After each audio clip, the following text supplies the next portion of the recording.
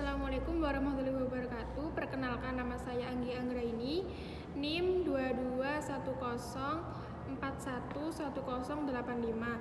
Saya dari Prodi Manajemen Fakultas Ekonomi dan Bisnis Universitas Muhammadiyah Jember.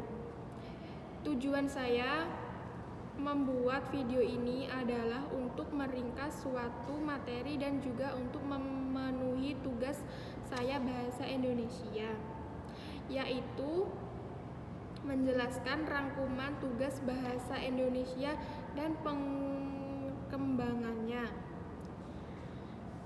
Bahasa Melayu.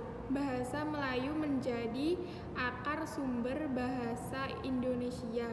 Bahasa Indonesia tumbuh dan berkembang dari bahasa Melayu.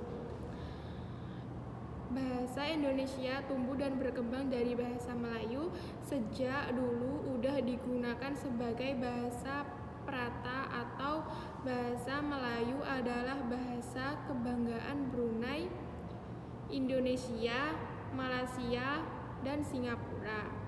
Bahasa kebangsaan dan bahasa resmi Republik Indonesia merupakan sebuah dialek bahasa Melayu.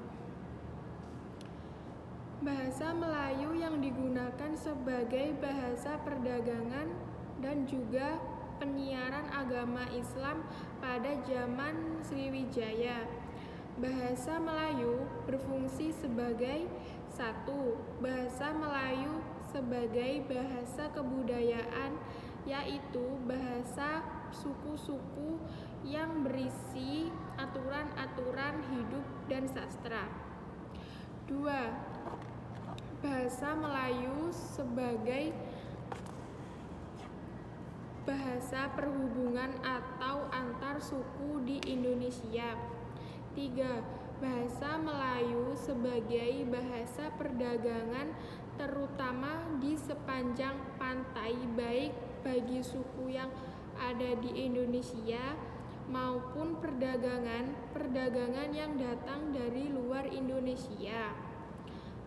4. Bahasa Melayu sebagai bahasa resmi Kerajaan Bahasa Indonesia yang perlahan-lahan tetapi pasti berkembang.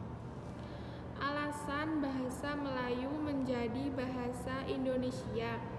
1. Bahasa Melayu sudah merupakan lingua franca.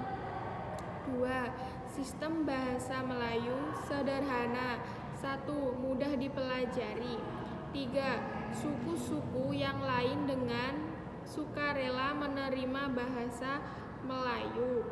4. Bahasa Melayu mempunyai kesanggupan untuk dipakai sebagai bahasa kebudayaan dalam arti yang luas. Kemudian,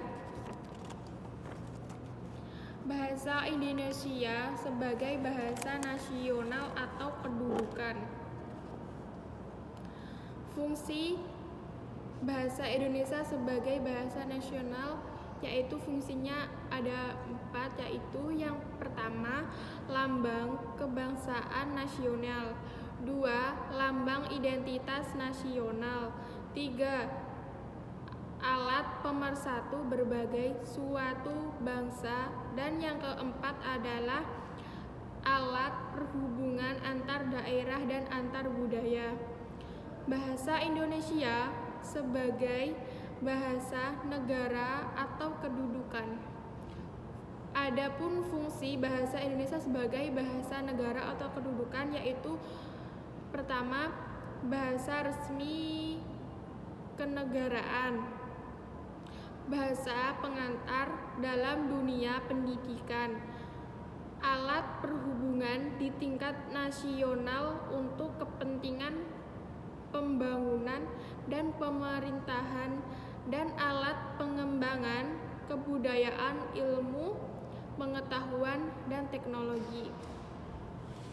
Mungkin itu saja yang bisa saya rangkum dalam materi bahasa Indonesia dan perkembangannya.